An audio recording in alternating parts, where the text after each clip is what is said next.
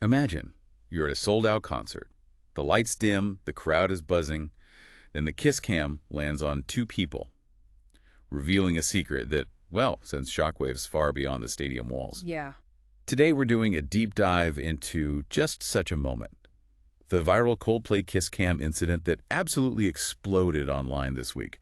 And it involves some pretty high-profile tech executives. Right. And our mission today is really to unpack this astonishing story for you.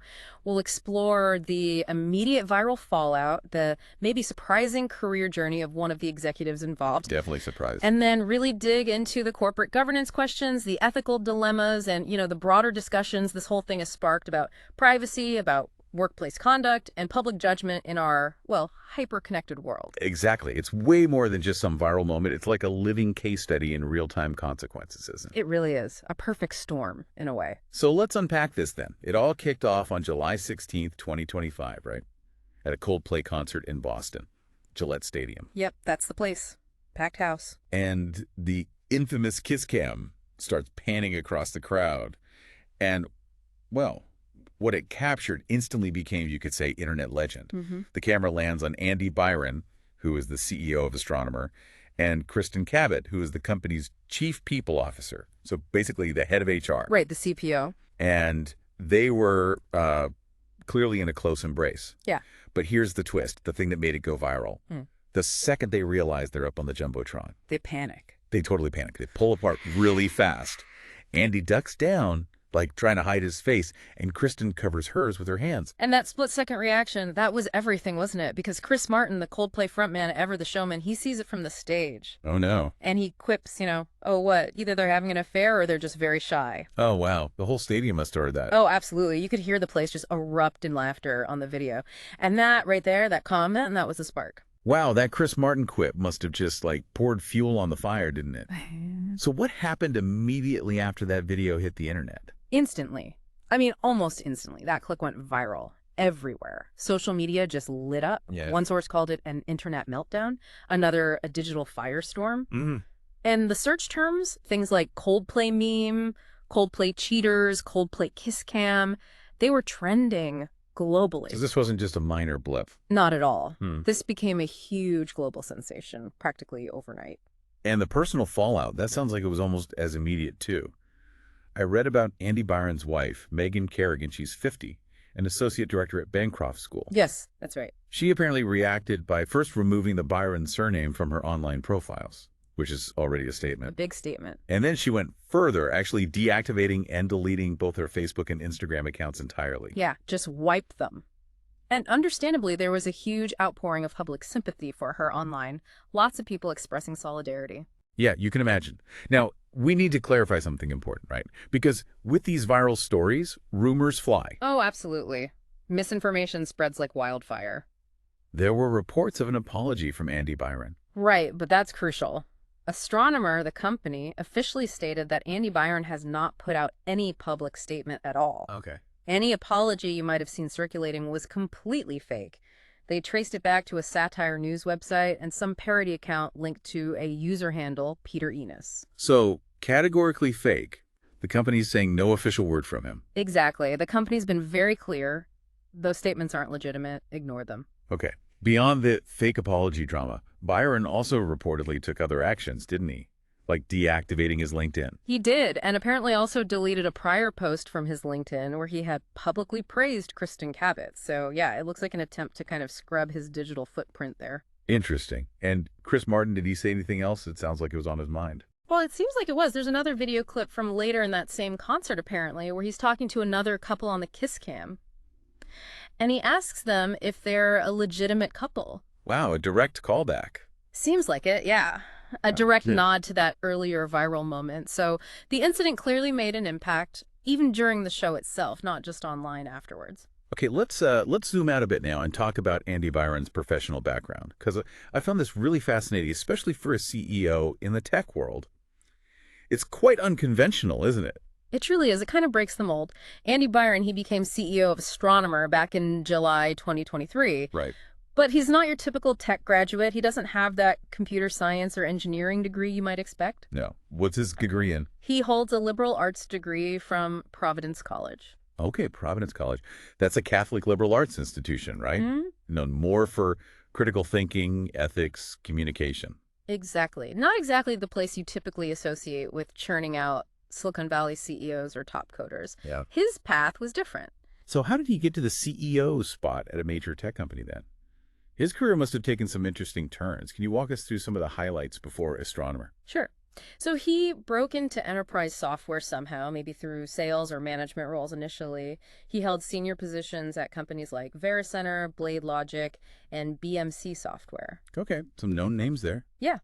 Then he served as president and COO at Fuse. You might remember them as Thinking Phones before they rebranded. He led them through to an acquisition. Right, Fuse, okay. But maybe his most remarkable achievement before Astronomer was at the cybersecurity firm Cybereason. Ah, Cybereason.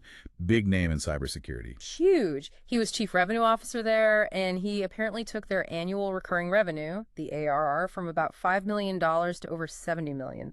A massive jump. Wow, that's huge growth. Yeah, and that growth helped them reach a $1 billion valuation. So very significant impact. He also did a 4-year stint at Lacework after that, another security company, before finally taking the CEO job at Astronomer. That's quite a track record. So what does his story, his whole background, tell us about leadership in tech today? Does it sort of redefine the qualifications needed for a tech CEO? I think it absolutely does. Byron's story really challenges that stereotype.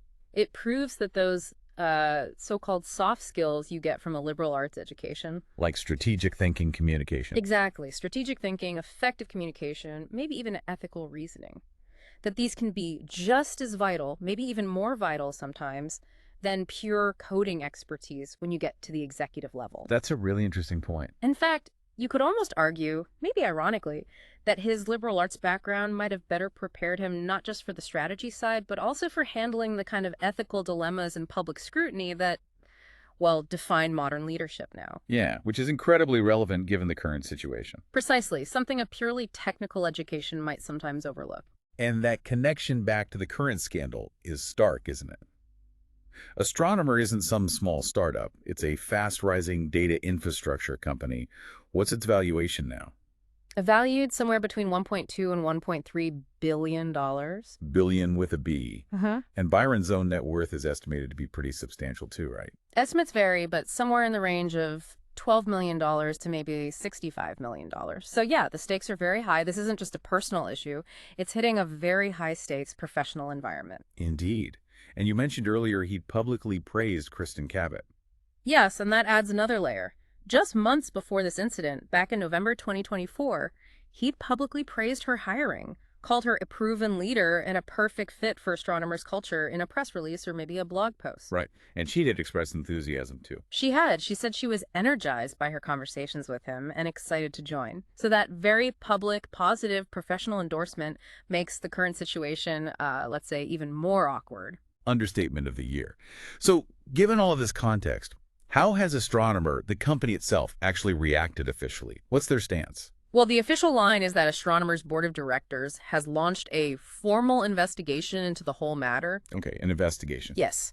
And they put out a statement saying they're committed to the company's values and that they expect accountability from their leaders. So they're definitely signaling they're taking it very seriously. As you'd expect. Now, the legal and ethical side, especially for Kristin Cabot as the chief people officer, that sounds pretty critical. We heard from employment law experts like that New York attorney William Cafaro. He predicted her dismissal is just about certain. Called it a textbook case of conflict of interest. Is it really that clear-cut for an HR head involved with the CEO? From an employment law standpoint, it seems pretty difficult for her. Cafaro's argument, and it's a common one in HR ethics, is that the head of HR simply cannot be impartial. They can't effectively resolve internal conflicts, handle employee grievances fairly, or impose discipline across the company if they're romantically involved with the CEO. Her ability to be that neutral party is just fundamentally compromised. It makes sense. He actually called the alleged affair, if true, ludicrous from an HR perspective, and said her continued employment would be untenable for exactly that reason. It's about maintaining the integrity of the entire HR function. Okay, so her position seems very precarious. What about Byron? What does this mean for his job as CEO? Well, for Byron, another legal expert, Helen Rella, pointed out that his fate really depends entirely on astronomers' own internal rules. Their code of ethics. Exactly, their code of ethics, specifically what it says about interoffice relationships, especially between a CEO and a direct report like the CPO, and crucially, any disclosure requirements they might have. So, did he disclose it if it was happening? You don't know. We don't know that. But his future now essentially lies in the hands of the remaining 5 board members. They'll conduct their investigation and make a decision based on their findings and their policies. And public relations experts are surely weighing in, too. Oh, absolutely. They're emphasizing that the board needs to act pretty swiftly and decisively here to restore confidence among all the stakeholders, employees, investors, customers. Right. So beyond just the fate of these 2 individuals, what are the wider ripple effects for Astronomer itself? You mentioned stakeholders. How does something like this impact, say, workplace culture, employee morale, especially after they just raised a lot of money? That's really the bigger picture question, isn't it? An incident like this, especially one playing out so incredibly publicly. On a Jumbotron, yeah. On a Jumbotron at a Coldplay concert? Yeah. It can definitely erode trust within the company. Employees might start questioning leadership's judgment, the fairness of internal processes, especially anything involving HR. You'd wonder if HR complaints were handled fairly, for example. Exactly. And for clients and investors, it inevitably raises questions about corporate stability, governance, and the perceived integrity of the entire executive team. That recent funding round, $93 million Series D, makes the timing particularly sensitive. And in the tech world, reputation is huge, right? Absolutely huge. Perceived ethical standards, stability, it can significantly influence partnerships, future funding rounds, everything. And the internet, of course, has played just a massive role here. It feels like Coldplay cheating almost instantly became shorthand for this kind of workplace scandal. It did. It became a meme almost instantly. And users online have been, well, relentlessly mocking their attempts to hide on the Jumbotron. It's brutal, but it's the reality of viral moments now. Yeah. And the public reaction seems split, or at least varied.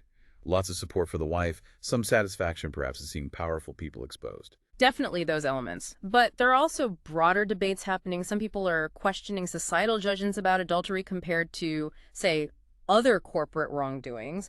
Others are raising concerns about the complete loss of privacy, even in a semi-public space like a concert. Which brings us to that paradox, right? Yeah. Being in a public space. Exactly.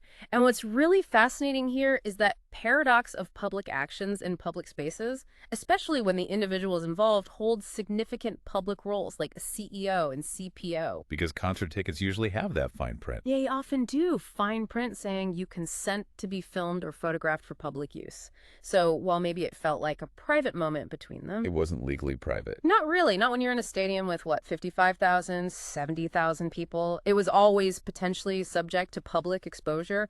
The real kicker here isn't just that a private moment went public. What is it then? It's how corporate liability and public scrutiny now seem to extend far beyond the boardroom, deep into personal lives, especially when those lives are lived, even momentarily, in a very public setting.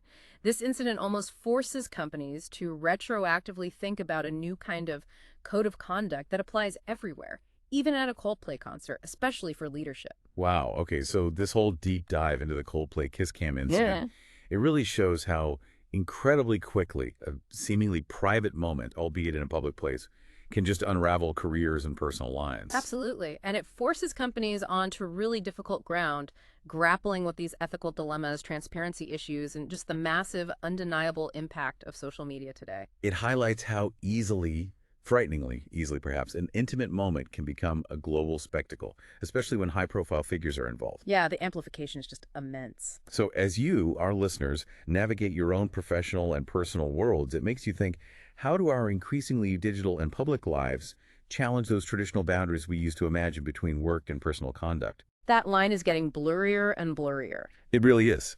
And maybe, in an age where literally anything can go viral in seconds, what new expectations do we, or should we, place on accountability and leadership? Not just in the office, but kind of everywhere. Something to think about.